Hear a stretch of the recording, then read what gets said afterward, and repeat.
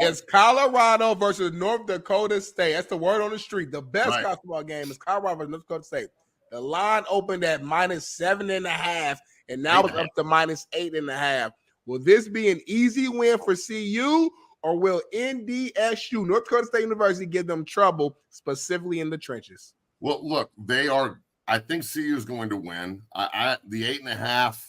I would probably say that they'll win by more than 8.5. They'll probably win by 10 or 14.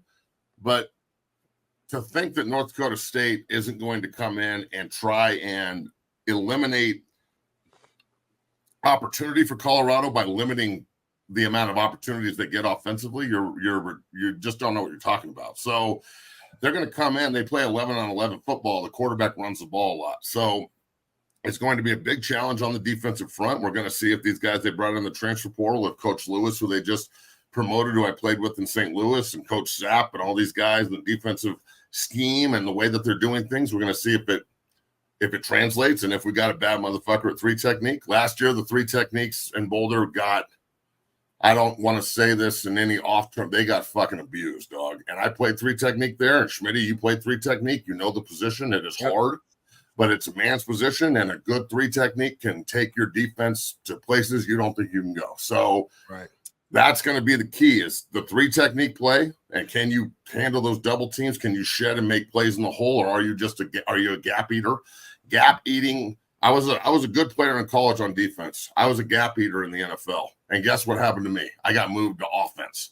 So that's the way this works, dog. It's the way the fucking position works. So that's number one. Number 2 is, can Colorado in turn, and I've said this on my show, last year they averaged 2.3 yards a carry. That's poo-poo. Now, I think if they can improve by 1 yard a carry, that'd be awesome. 3.3, that's still bad. So if they can get to 4 yards a carry, and with this front, the offensive line they have right now, they're big, they're mean. I mean, they're huge. They're way bigger than they were last year. When I was up there for football camp with my son, who went up there and balled and was one of the top 5 freshmen, really proud of him. All the offensive linemen were helping out at the camp, right? And I know a bunch of them, and I know a bunch of the defensive linemen, and we were just all talking. And bro, I'm 6'4", 325, and I felt small. I'm looking up at all these motherfuckers.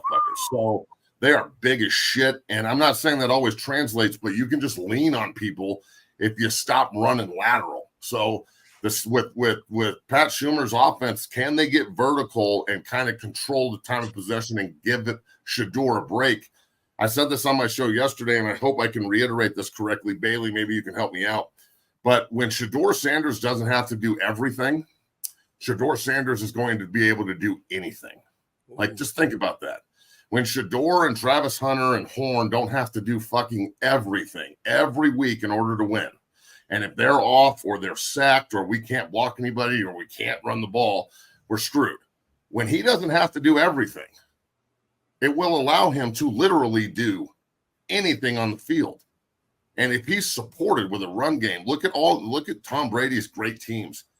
I mean, I use this as an example. I'll do it again. Every time when I played Tom Brady, they had Corey Dillon. He went from about 1,800 Super Bowl. You know what I'm saying? When they run, in Tampa Bay, when he went down there after winning 6, and all those teams, James White, they always had great backs and ran the shit out of the ball, right? Rex Burkhead and shit. And I'm forgetting a bunch of guys. I know I am. But then you look at Tampa, when he was there, when they won the Super Bowl, they were Fournette and the kid from Davis kid from USC. They were hammering the fucking rock. Ryan Jensen's the center. And then what happens when Jensen goes down and they can't run the ball? They go 8-9. He leads the league in passing, but he has to do everything, so he can't do anything. That's all I'm saying. If you give Shedeur and Travis Hunter and Horn and the kid from Vanderbilt, the Shepherd kid, he is crushing people in practice and looks really fluid. You give these skill players a little bit of time and support by running the football and then defensively being able to get off the field every now and then and not allowing 30 points a game and really playing defense. Bro, how do you lose with a first-round quarterback and the best player in college football? How? If you're supported, how do you lose with those two guys? It doesn't happen. When you have elite players at those positions and they are supported, when's the last time a team sucked? I'll wait. So, look, Travis Hunter I don't agree with him being that great at quarterback. That's the only reason I disagree. But that's I fair. I agree with your point. Your statement's correct. If you got big time those guys at that spot, fuck, you should win. I mean, that's what it is. We've seen Clemson do it twice. Georgia did it twice. Bama's so what would you need to see for Shedeur to change your mind? Just win? No. See, I'm only projecting. Like, I don't even give a fuck if he went 1-10. If he's an NFL guy and he can play 10 years, 20 years in the NFL, that's all I look at nowadays as a projecting guy. Like, that's all I've been talking to Shaun about. Like, I don't really give a fuck about college no more. We're transferring 4 times in 4 years. There's 6,000 transfers a year. Well, so, you know what I'm saying? I don't really look at the whole team thing anymore. I don't know if there's going to be a real true team camaraderie built thing. Where's the last awful quarterback that had a shitty team, or a good quarterback that had a shitty team that got drafted in the first round? Josh Allen at Wyoming. Well, who else though? Mahomes. They were 8-5 when he was a senior. Yeah. That's not shitty. That's not shitty. It's not great, but it ain't shitty. I mean, Romo and Roethlisberger. What was Jordan? Jordan Love? Jordan Love won 12 games as a senior. I didn't hear you say first round. Well, it is what I don't know if he's a first round. I mean, he may be picked first round. Shedor's going first round, dog. Yeah, unless they go 4-8, and then, like there's my question.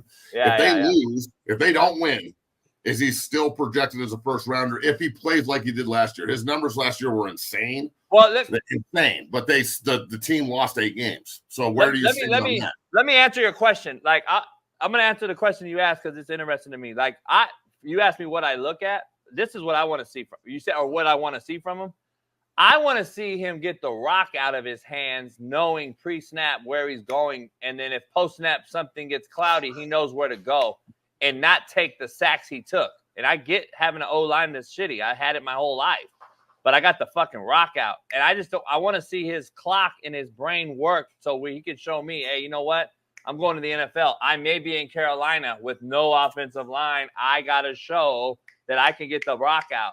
And that's just my thing. Like, I don't want to see him get beat up and take all these hits with even if we're going to – because, the media, Matt, is going to come say, well, the O-line's horrific, and they're going to blame the OC, and they're going to blame Dion. And I want to see Shedeur get the rock out and prove that he is that guy. That's all I want to see. Because last year there were times – in my opinion, that he should have got the ball out and he's holding it too long and he's running around. Get that fucker out. You're Mahomes-ish to me. What I mean is he's an ad-lib with his feet and makes plays with his feet, but he's not Josh Allen. He's not Lamar Jackson. He's not. But he's athletic enough to move with his feet in the pocket. That is what I want to see him use his feet for and make the plays off schedule. If he has to make a play. Matt, you and I will both sit here and tell who we're blue in the face and say, I don't give a fuck what happens. If he makes the play, he's the guy. But if he don't, we're going to sit here and say, well, he should have did this. He should have did this.